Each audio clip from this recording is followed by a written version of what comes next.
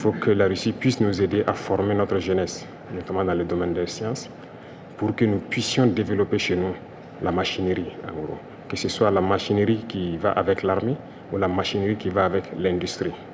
Parce que c'est à ce seul prix que nous pourrons nous développer au sein de... Eh bien, chers amis internautes, c'est de l'autre côté du Burkina que nous allons nous rendre aujourd'hui pour écouter une fois encore le capitaine Ibrahim Traoré.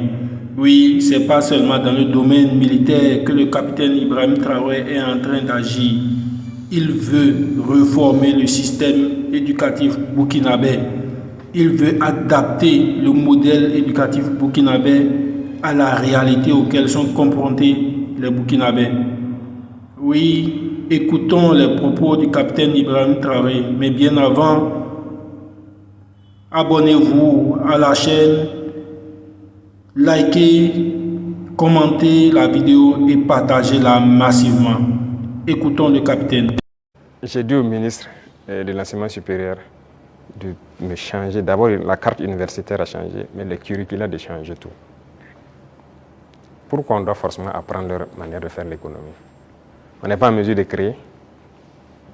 Est-ce que c'est Dieu qui est descendu, encore, comme j'aime le dire, créer, asseoir des gens, créer l'école? Ce sont des gens qui ont inventé, qui ont créé des concepts et qui ont créé l'école. Ce sont les êtres humains qui ont créé l'école. Donc, qui ont mis des programmes, ainsi de suite. Le programme aux États-Unis est différent du programme en France, différent du programme en Angleterre, ainsi de suite. Chacun a sa manière d'enseigner sa population pour atteindre le niveau qu'on souhaite. Donc, nous aussi, on va créer notre modèle.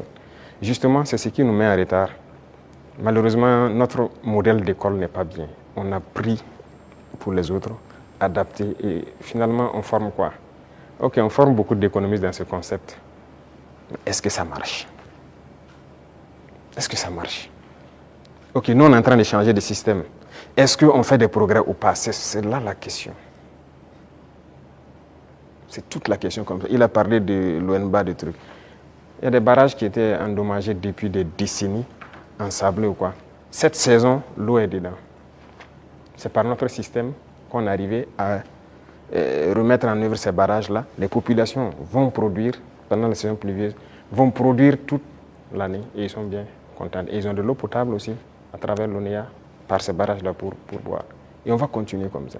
Est-ce qu'on fait ça ou bien on s'assoit, on dit non, tout doit être pour le privé?